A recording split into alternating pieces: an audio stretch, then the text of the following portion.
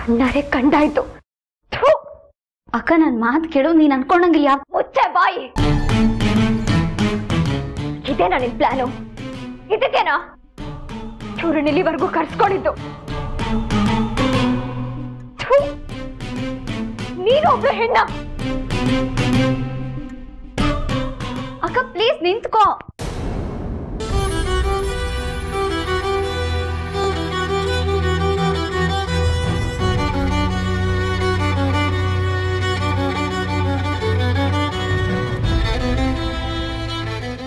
ಅಕ್ಕ ನನ್ ಮಾತ್ ಕೇಳೆ. ನೀನ್ ನೋಡಿದೆಲ್ಲ ಸತ್ಯ ಅನ್ಕೊಂಡ್ ಹೋಗ್ತಿದ್ಯಾ? ನನ್ ಮಾತ್ ಕೇಳಿದ್ರೆ ಯಾವ್ದ್ರಲ್ಲೂ ನನ್ ತಪ್ಪಿಲ್ಲ.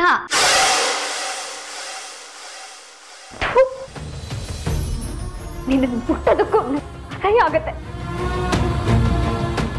ಹಡದೆಲ್ಲ ಮಾಡಿ ಈಗೇನು ಗೊತ್ತೇ ಇಲ್ಲ ಅನ್ನೋ ತರ ನಾಟಕ ಆಡ್ತಿದ್ಯಾ? ಕಣ್ಣಾರೆ ನೋಡಿದ್ನಲ್ಲೇ,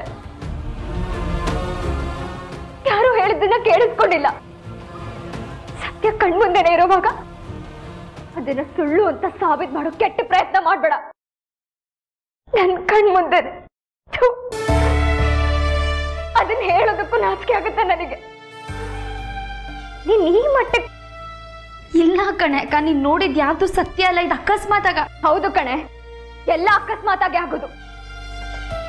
ಮಗುನು ಅಷ್ಟೇ. ಆಮೇಲೆ ನನಗೇನು ಗೊತ್ತೇ ಇಲ್ಲ ಅಂತೀಯಾ?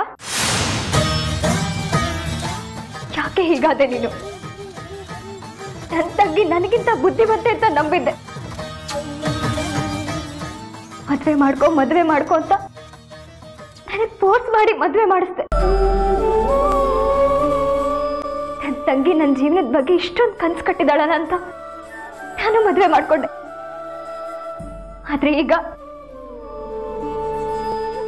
ನನ್ನ ಗಂಡನ್ನೇ ಕಿತ್ಕೊಂಡ್ಬಿಟ್ಟಿಯಲ್ಲೇ. ನಾನು ಹೇಗ್ ಸುಖವಾಗಿರ್ಲಿ?